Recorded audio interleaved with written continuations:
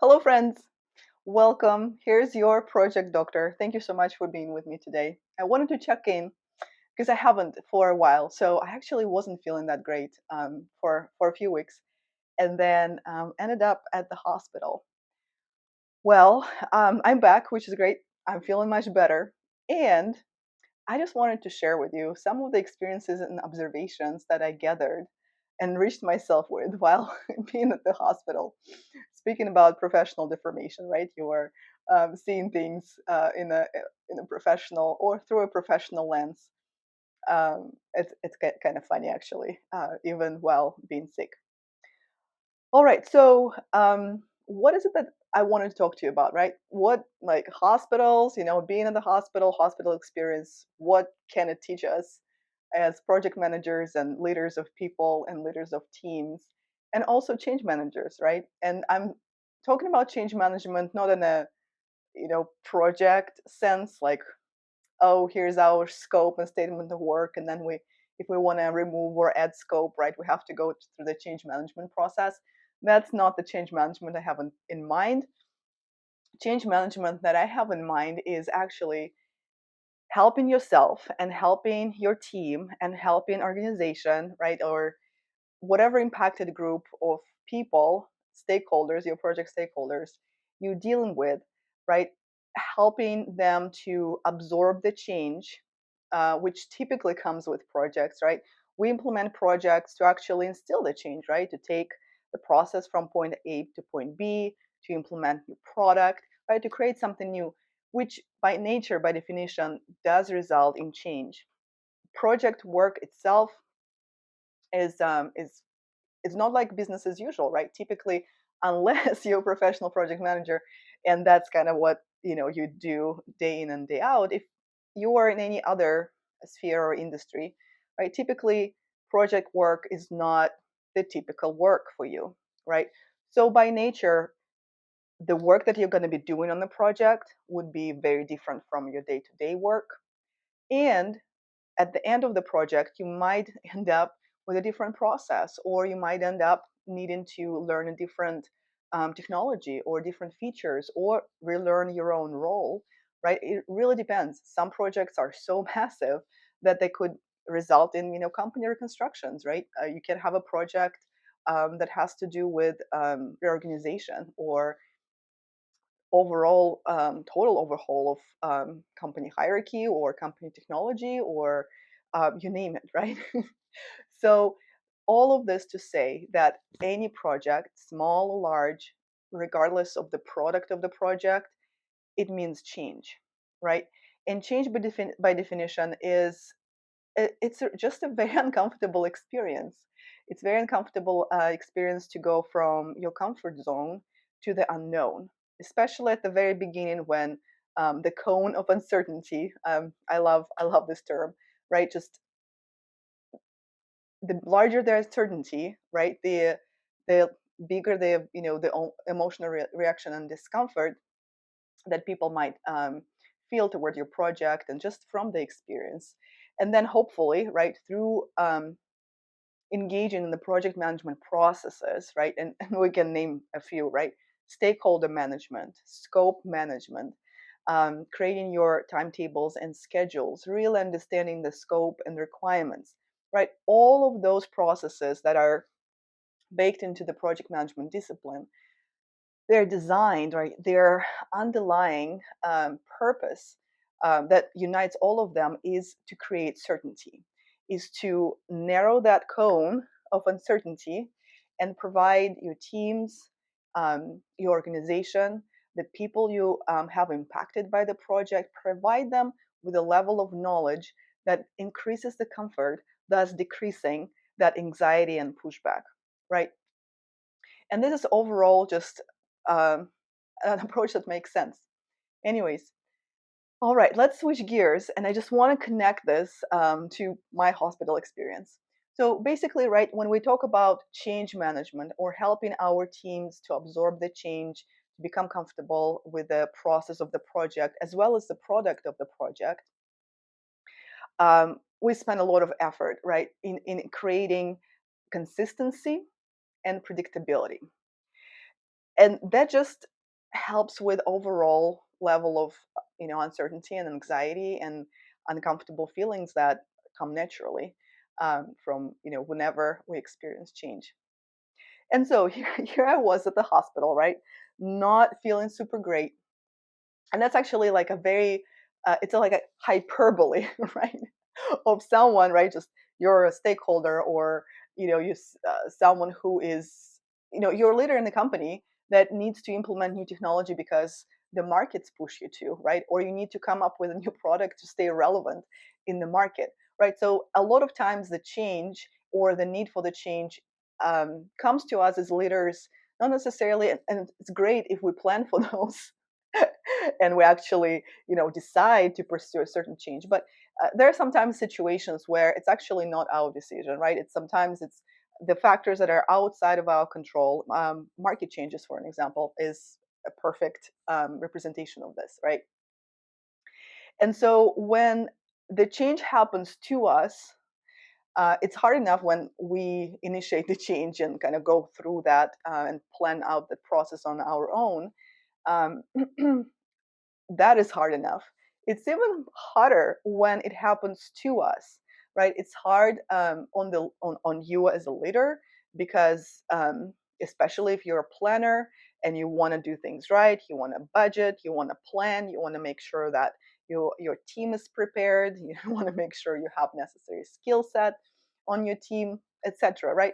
All of that assumes that you have some type of decisioning power early on, and you have space. And by space I mean literally space and time where you actually are able to anticipate, right, what's going to happen to you and prepare for it.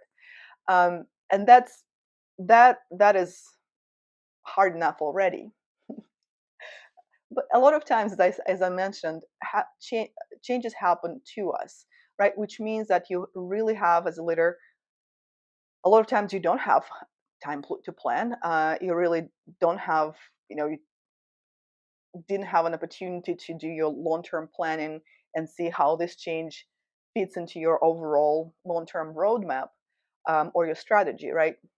And then ending up in the hospital is actually kind of a good metaphor, right. No one ends up I didn't plan on ending up in ER or in the hospital, but right, but just things happened to me, and there I was, right. So in this situation, when change happens to us without our, necessarily us planning or consenting or welcoming this change, we end up in a very, very vulnerable situation, right? Um, and I'm going to talk about myself, right? And then hopefully you guys can relate to some of this. And again, just I'm going to talk about my hospital experience, but that transitions into the business realm as well, in the world of work, just in a very sort of hyperbolized, exaggerated way. But I feel like just because it's exaggerated actually helps us to make this analogy more potent and more sort of easy to understand, and those parallels a little bit more visible. So, anyways, when change happens to you, um, and especially when the stakes are high, right? I mean, in the hospital situation, my health was at stake. I was not a happy camper, and it's a very uncomfortable situation, and it exposes all kind of vulnerabilities, right. And so from that perspective, like having that background of vulnerability and uncertainty and high stakes, um, a lot of emotions, a lot of nervousness, not feeling well, not knowing how to get better, right. So kind of going back to the business realm, sometimes when we need to make a change, I mean, if we've made that exact change before, it's not really a change for us, right? We're just repeating the process that we're already familiar with.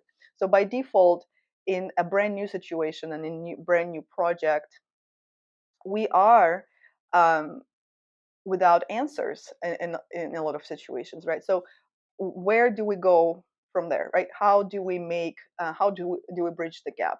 How do we help ourselves? And the answer is being surrounded by the team who knows their stuff. That's why it's so important to inculcate project management in, everywhere, to upskill, to train, to share the knowledge, because it really helps when you know what to do. So, anyways, it was just from observation of the medical team.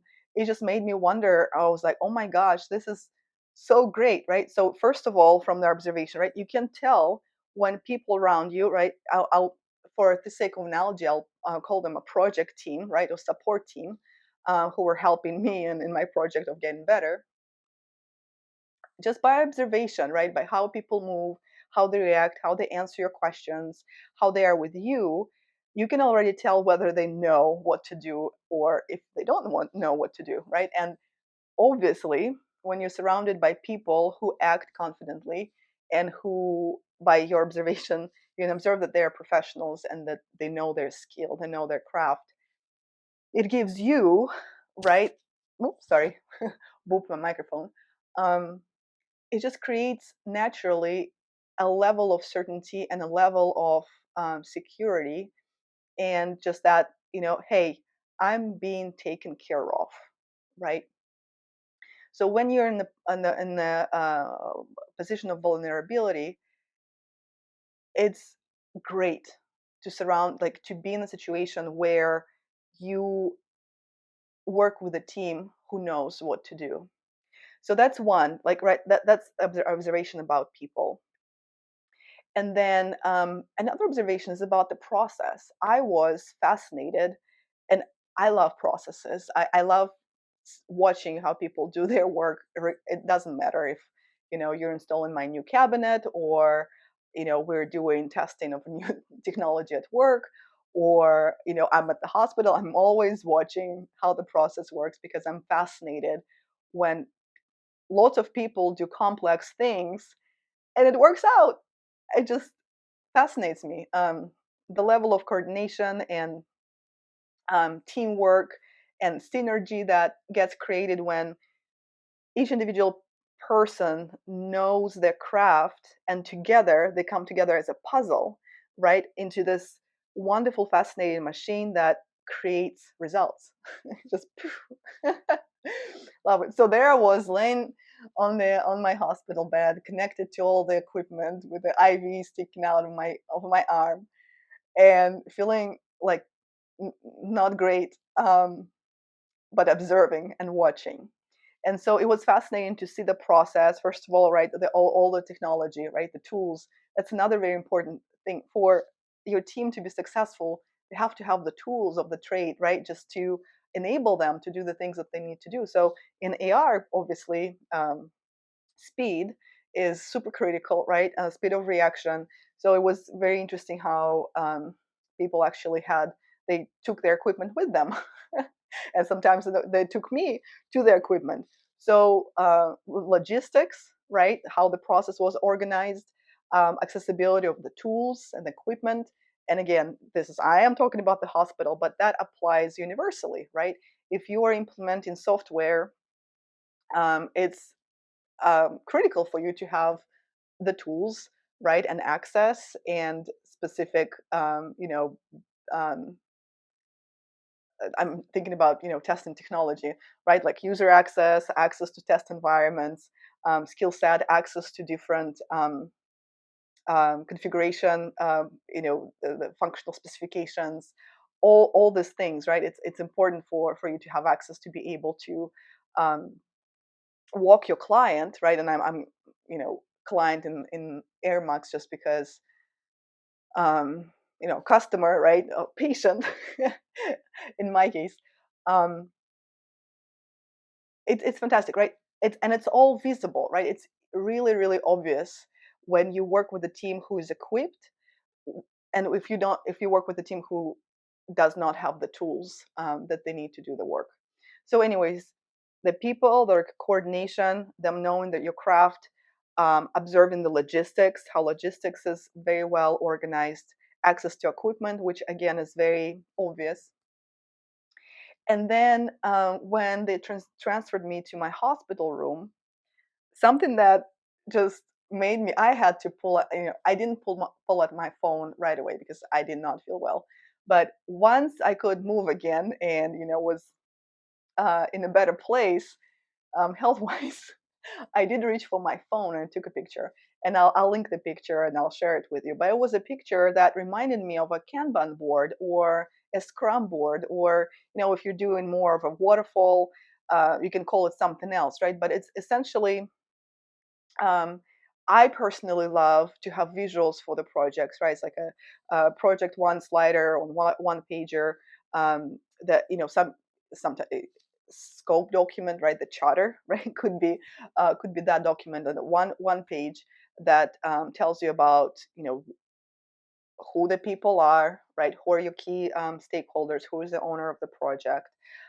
What's the purpose of the project? What are the boundaries of the project?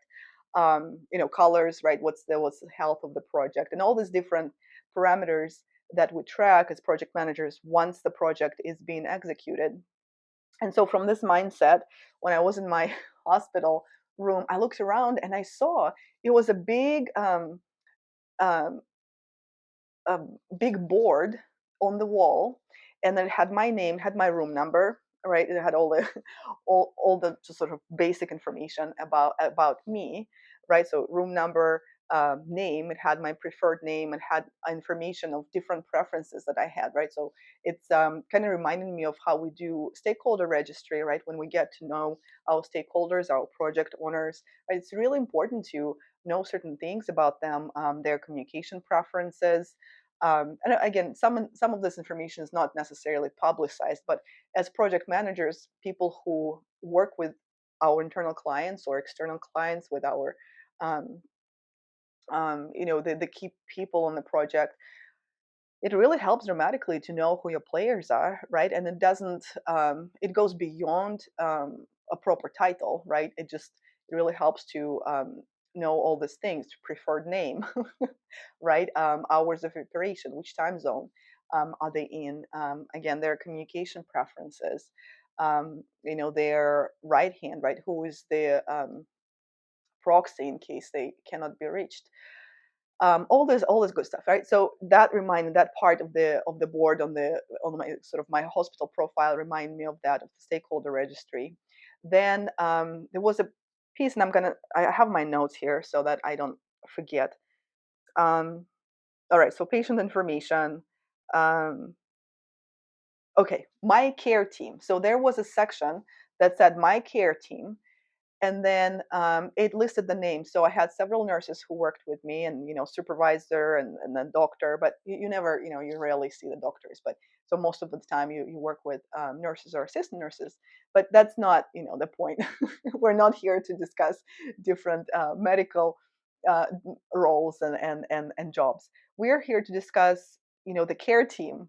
You know how we talk about project team, and people who work on projects, and from the project management perspective, and even from project management office perspective, right? So when you are leading the group of project managers and you are supporting an organization in implementation of their initiatives, right? So you really sort of, you have a pool of talent, right? You have your specifically trained people who are very versed and trained in project management, waterfall. You can have your scrum masters. It depends on what type of projects and what type of methodologies you use, right? But your roles could be, and obviously proper project manager would be different from scrum master, et cetera, et cetera.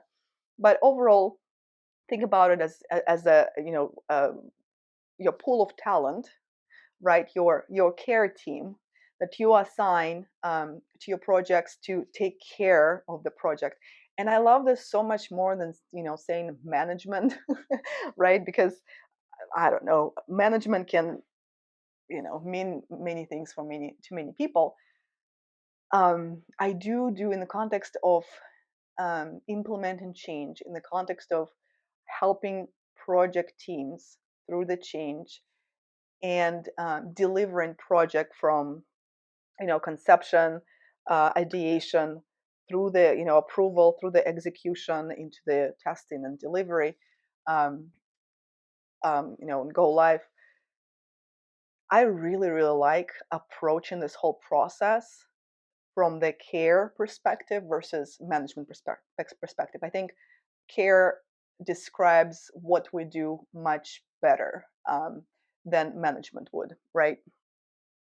Even though management is sort of overall umbrella term. But anyways, there was a section that was called my care team, right? And it had the names of people who would be taking care of me. And the reason why it was so, like, I had to talk about it, because if you think, like, put yourself in the shoes of a client, right, who has never done this project before. Let's see, you, I don't know, you're building a new building for them, or you're implementing a piece of new software, or you are reconstructing their organizational structure, right? So let's just assume that they've never been through the process before, and then they hire you to help them out and to walk you through the all the nuts and bolts of the project, and just provide them with the skill set that would enable them to make this transition, right? So as a customer in this case, it's very likely that you are in a you feel very vulnerable. You feel very vulnerable, and there's if you think about the dynamic of, you have someone who has never done the thing, right? And you have someone who has done the thing many, many times, right? So that's your customer, your client, and that's your expert, right? Who they hire. And I just, we are obviously talking in the context of project management. So that would be a project management expert of some kind, right? Subject matter expert, scrum master, someone who knows how to manage the teams, how to walk the group, through the process of creating, the plan, and then figuring out the delivery strategy, either waterfall or scrum, a combination, agile, etc. So anyways, you have someone who's never done the thing, and then you have an expert, right? And just naturally, just laws of biology, this dynamic is uncomfortable. There is an imbalance, right? There's always imbalance between someone who knows and someone who doesn't, someone who has experience. Experience brings confidence, right? And someone who doesn't have experience and feels more vulnerable. So it's so important to recognize that there is this imbalance, because sometimes, as experts who've done the thing many times, we either grow a callus, or we don't remember how it felt to be vulnerable and not to know, right? Which really diminishes our capacity to care and help and walk the walk of change with your customer, right? Because the experience and the lived experience that your customer is having with this change is very different from yours, right? So always remembering that their experience is very different from yours, and remembering that you are in the position of power just from the knowledge and expertise perspective, helps us to bridge the gap and to make this transition, and enable us to be better experts and communicate better and bridge those gaps better, right? There's a phrase that someone used, and I really, really liked it. Again, I think it describes the dynamic between someone who doesn't know and someone who does, someone who hasn't been through the change before and someone who has. Don't do things to me, do things with me. So remembering about the power imbalance really helps us to do things with our customer, right? And by customer, it could be it could be working in the project management organization within your company. So it's going to be your internal customers. You can be hired project manager, work for a consultancy firm, right? And then you would be an outside resource. But regardless, right? Keeping in mind that our mission is to walk the customer through the change in the way that would be comfortable for them, is the best approach and the best strategy, right? Versus doing things to them when you show up, dump a bunch of expertise on their heads, say, hey, don't worry about it, it's going to be all right, and just drag them through. Don't do that. Not pleasant.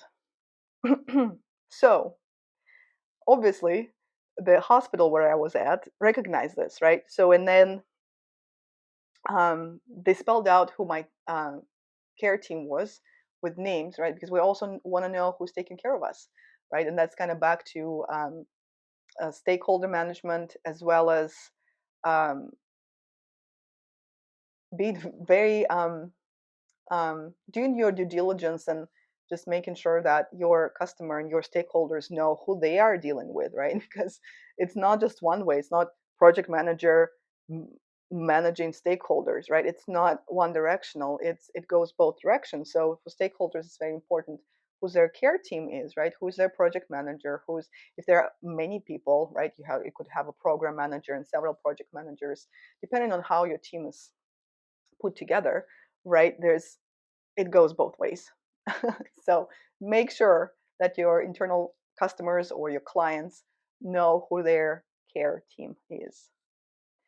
Um, and another thing that I thought was super important is as my nurses change because they have shifts and it's not once you're in the hospital you're probably going to be working with a lot of different people, and then think about just someone who is already overwhelmed with the change, right? I mean, in my case, I was there being sick, and then it would be like way too hard to just keep track of everybody who comes in and out, and just having that on the wall and having it updated, saying, "Hey, by the way, Jessica is not here today. Um, Christoph's going to be taking care of you," right? And then updating it and just making sure that there is this handoff, and that your your client or patient in my case, right, they're aware. And so that also creates a feeling of being taken care of, right? So that no one likes feeling to be tossed around, right? And so, but we also understand that sometimes team members change, right? And transition has to be done, right? It's the reality, right? It happens, right? But it makes so much difference, right? To recognize that actually the project is creating the change. That's a big thing, and within the project can also have changes, right? For example, your project manager could change, right? You could be assigned one project manager at the beginning of the process.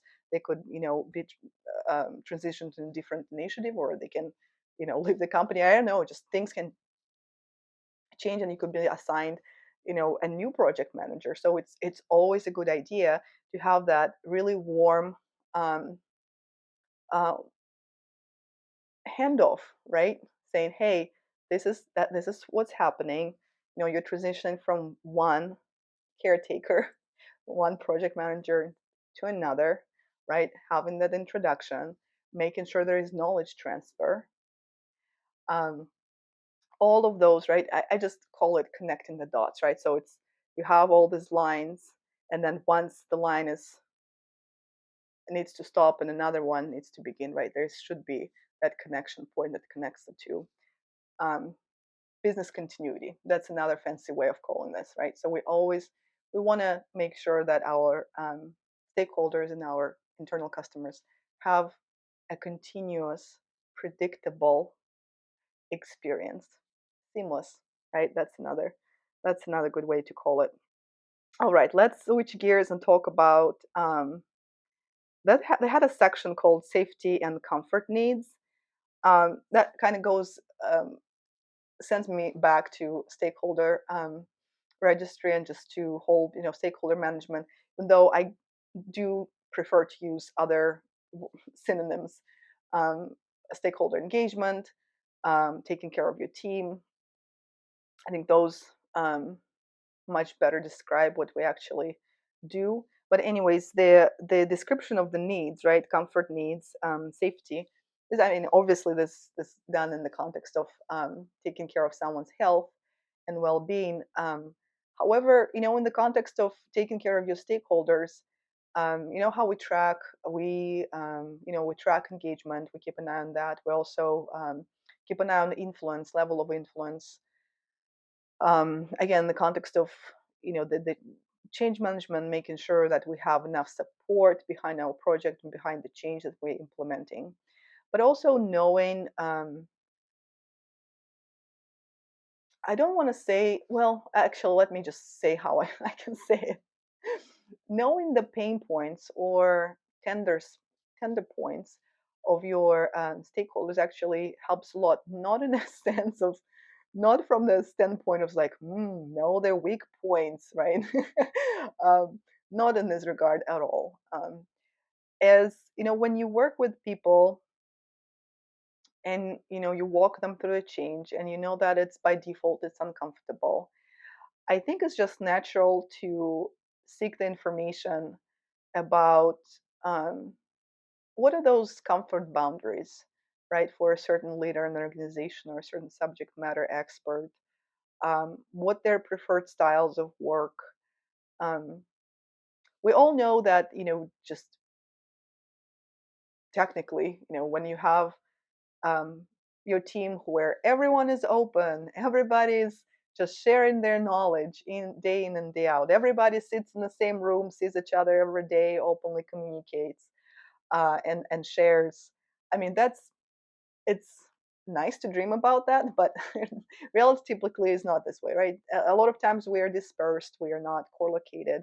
That creates certain challenges, but also our work styles are very different, especially when it comes to actually it doesn't really matter which I was going to say is like, well, leaders lead different ways. If you have a high stakes higher up stakeholder, right, you just they might have way more defined preferences in their work style. But then, as I was thinking through this, it really doesn't matter what level in hierarchy, right?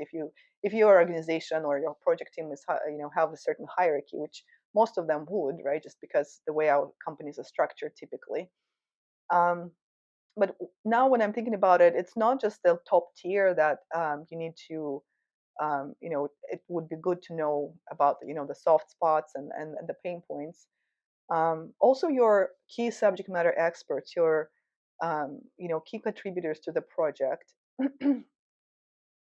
especially when it comes to um, specialized technical knowledge or any specialized knowledge in general. It doesn't have to be technical in terms of like IT or engineer or anything like this. If your project requires specific, for example, legal knowledge or legal expertise or specific compliance expertise, which depending on the industry where you're working, right, it's a lot of times is the case.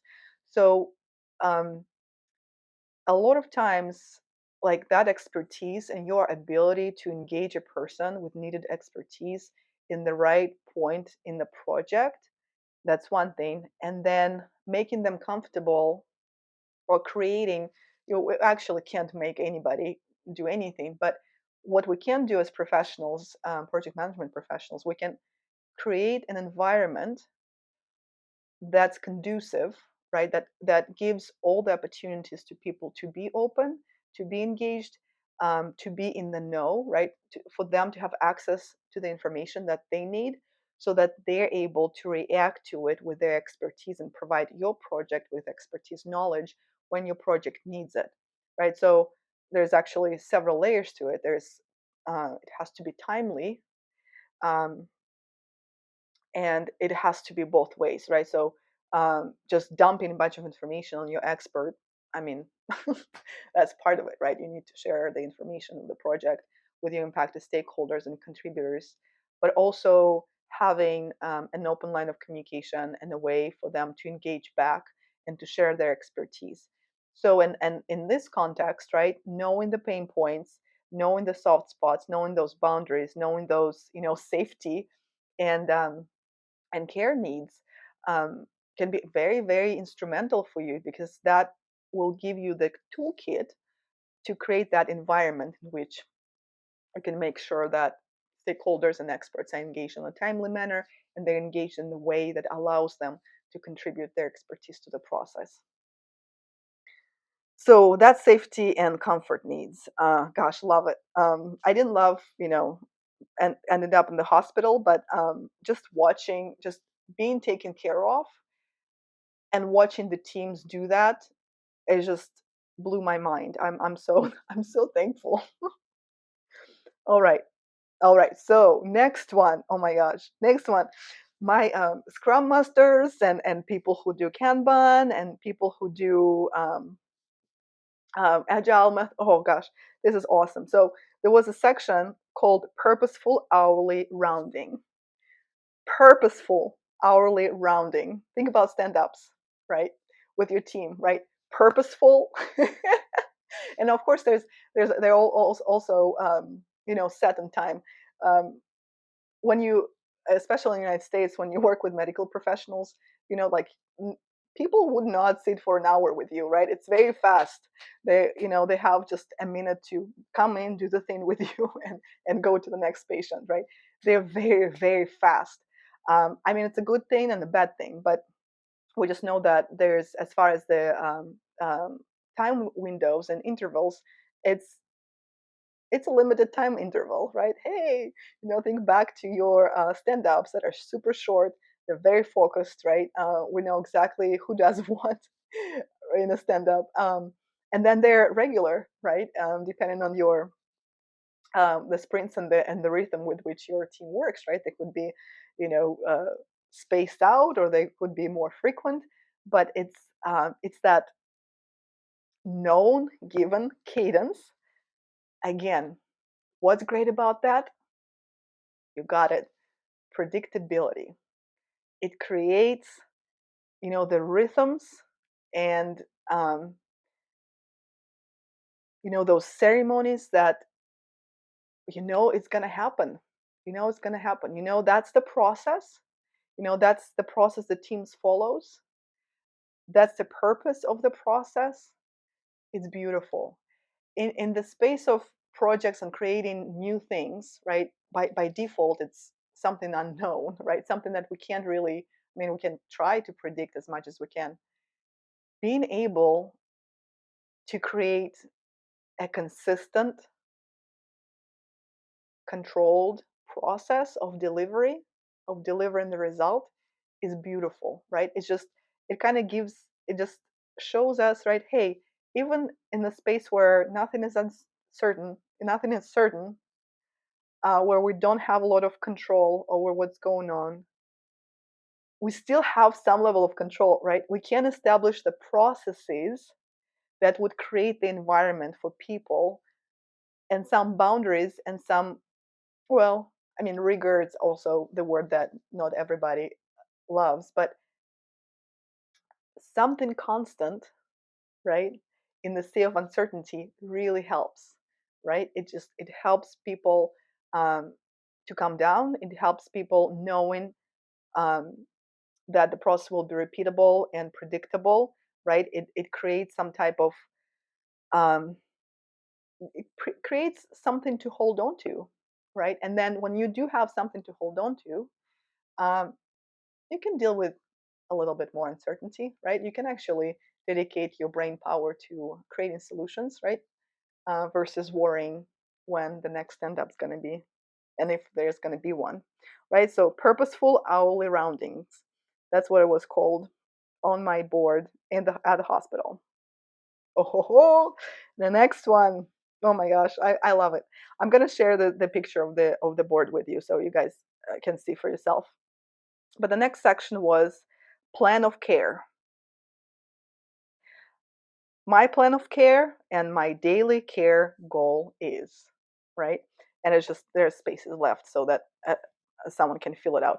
Mine were not filled out, maybe because I wasn't there for like super long, but it was nice to have that place.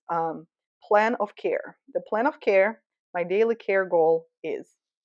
All right, so that made me think of two things, and maybe there's a third thing or a fourth thing you guys can think of. But I just thought of two things. The first is project schedule, right? It's like, hey, we have a project team. We have the end goal of the project. We have deliverables defined. We have the value proposition of the project, so we know what type of what our end goal is and how we know that we're successful. And then figuring out the tactical steps how to get there, right? It's your care plan, your project plan, right? Project schedule. Beautiful. And then daily goals, right? So daily goals could be our milestones, and just depending on the project, a lot of times those are not daily milestones. But however, your team might be delivering in very short sprints, so it could be a daily goal that your team has. But anyways, that kind of spoke to me as the milestones that we typically have. You dive into your execution delivery, and then you have this check-ins. And it's like you hit your milestones, and as long as you hit your milestones in time, project is, well, that's one of the factors, right? So hitting your milestones in time is indicator whether your project is healthy. So project plan and milestones. So that's kind of a little bit, traditional waterfall type of terminology. But the second thing that I thought about, that was the third thing, even though those are two. Another thing that I thought about was, gosh, something that I love, love, love, because this is just so, so, so effective and so important for the success of the project is testing, and not just testing, but defect triaging. And triaging, right? Hey, do you guys remember how you learned this word? Triage. Triage. I remember I did learn it from IT. So, when we did ERP deployment with an Oracle product, we had defect triage. But hey, what? Guess what?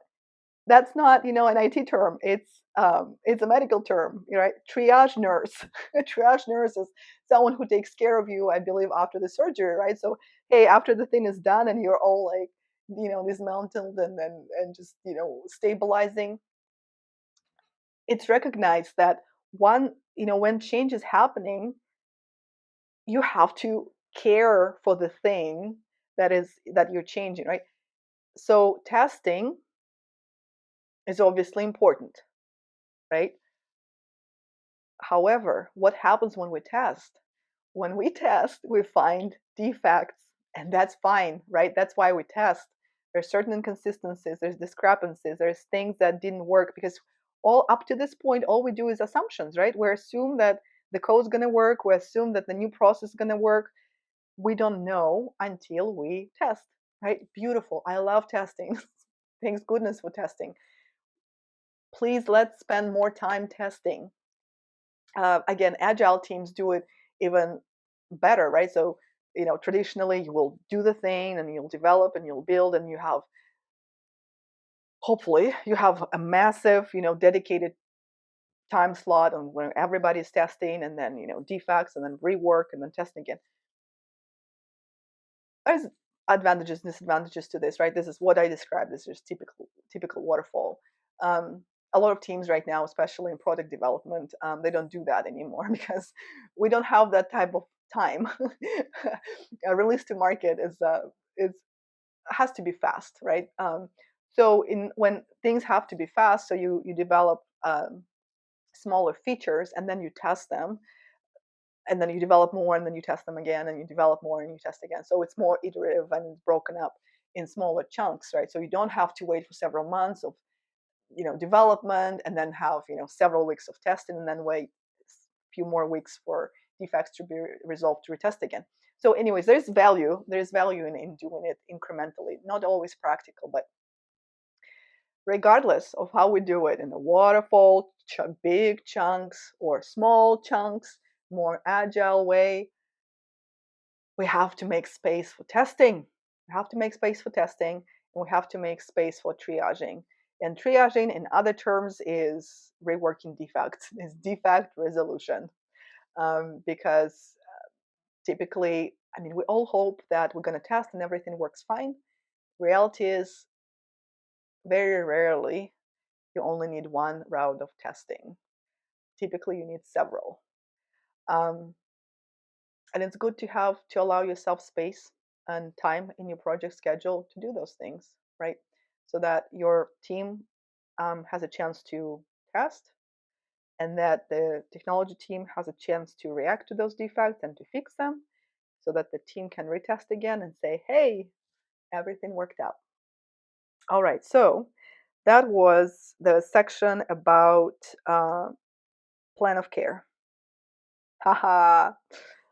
Well, the second section right next to it is called tests and procedures, but it's, that's obviously very, very sort of confined to the, context of a hospital.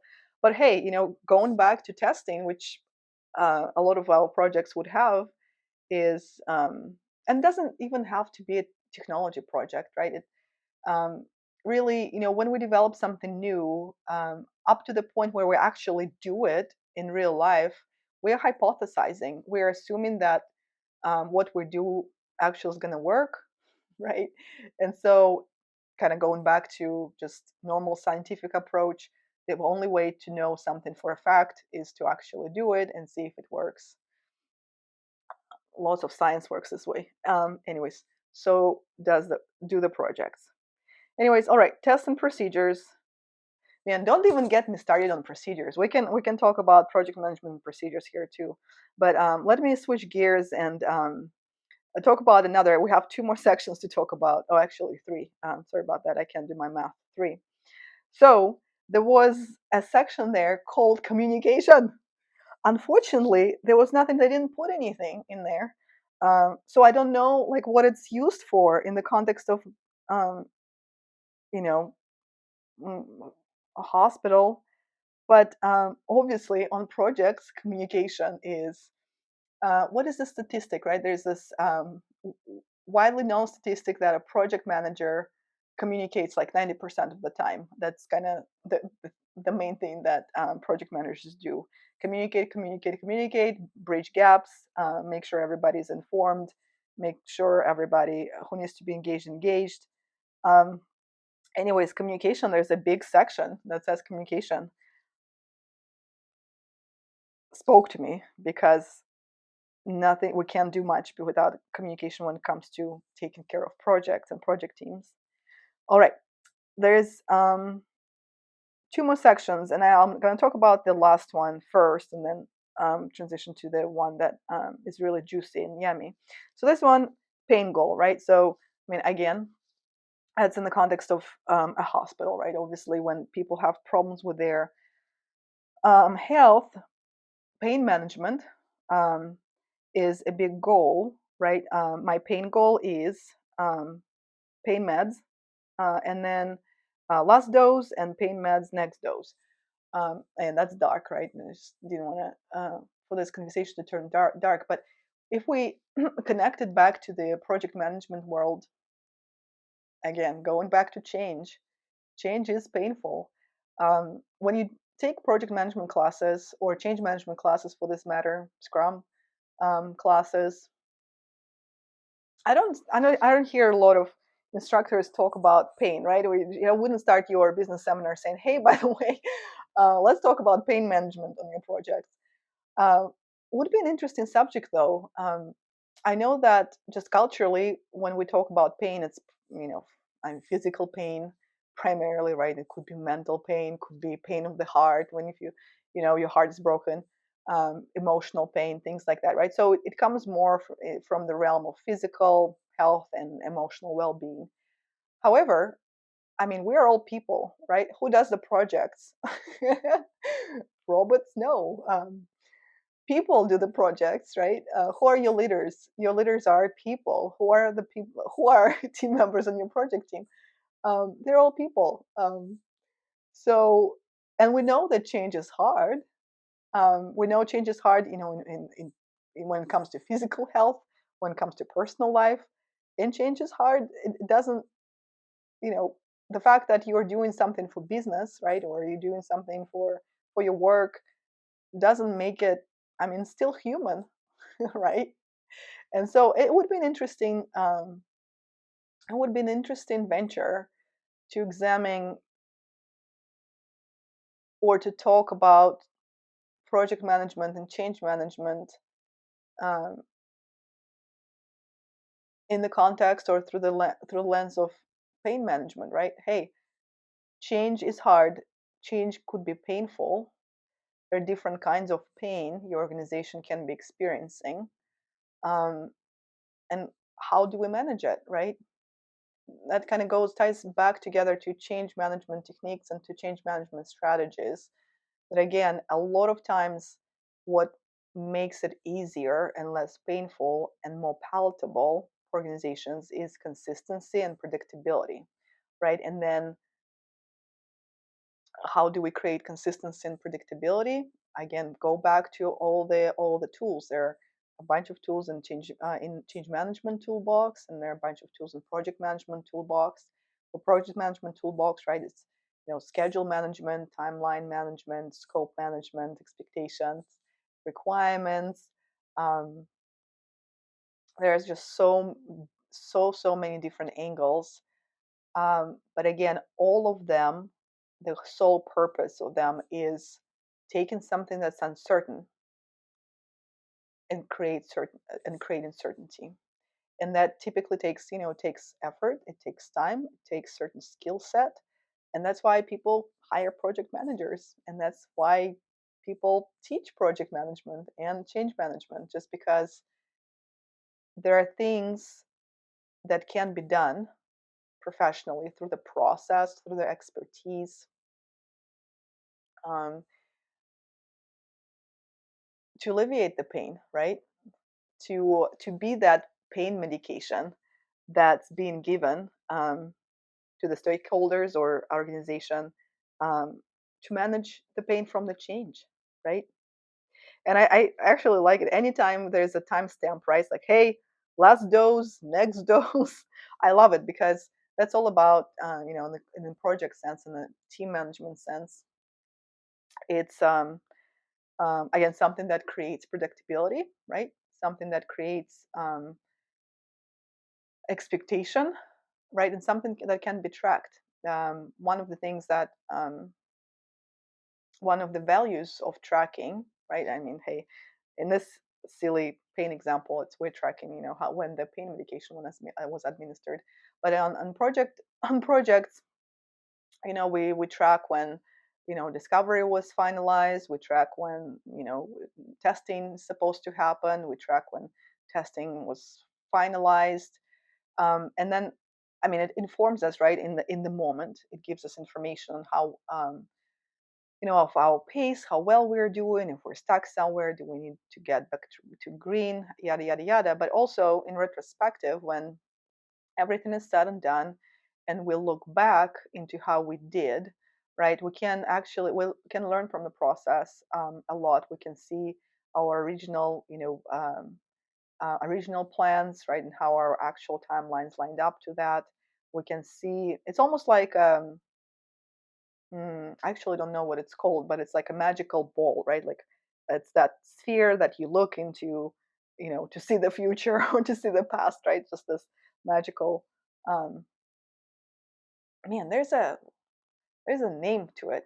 You guys, if you can think about it, comments, put a comment down below. And so, anyways, let's transition to the last section. And that's, again, it's a pain management, my pain management, but it has a score, my current pain score, and has 1, 2, 3, 4, 5, 6 different faces. And go guess what those faces are. Guess what they look like. Yes, they're colors. They're colorful faces. But unlike I like to keep it simple when it comes to colors, color coding the project status, right? I mean, obviously you can use all colors of the rainbow and textures. You can do whatever you'd like, but I really like simplicity of um, green, yellow, and red. Right, green obviously is on track. Yellow is at risk, and red is delayed. Needs attention. Well, when it's at risk, it needs attention too. Or even if it's on track, it needs attention. Anyways, but we all can relate to. Actually, I assume that most of us can relate to green as on track, yellow as at risk, and red as delayed. Let me know in the comments down below. Maybe you're using different colors. Maybe you don't use colors at all. Maybe that's something that I assume everybody does, but not everybody does. Let me know. So, anyways, but here's just 6 faces, and there's like different colors. And green is everybody is happy, no pain, and then red is like maximum amount of pain, and then in between there's several shades of blue and several shades um, of yellow. But that graphic of different faces, different colors, that speaks to the sort of, in this case, pain level, but also can be related to project status, is um, is amazing. Just made me smile. I was like, how universal is this, right? Show a smiley face, green color, and everybody understands everything is okay. Everything is well managed, right? Show someone a red face, frowning face, and we can say, oh yeah, this pain score is too high. It needs to be addressed. It needs to be managed right now. Um, it, Yeah, that's it. Those are all the those are all the different sections on my board. Unfortunately, there was no like name for this. Oh no, medical surgical. Hmm. I'm just looking to see if there's a if this board is called something, but I would just there's no title. I would just call it patient board, and then it was interesting to examine how that relates to certain project information and things that we look and manage on projects, look at and manage on projects, and it just made me think of all different things. Right? Hey, do we talk about pain levels when we manage with change in the projects? We definitely do talk about timelines and care plans and good teams share, right? um, and actually look at their stakeholder lists and who is involved on both sides as a project team, as overall larger impacted group of stakeholders. Who is your care team, right? Who is your project manager? Do you have several project managers on your project? Do you have a program manager who manages project managers who manage your project? So all good questions. And I was so excited to share this experience with you.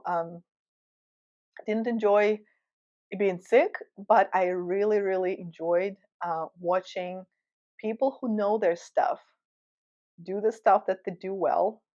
And I'm really thankful that their expertise, their process, their equipment, and their practices made me better, made me feel better. And I was also entertained how that connected to what I do for work, right? Which is project management and empowering the teams. Thank you so much for being with me today. Till next week.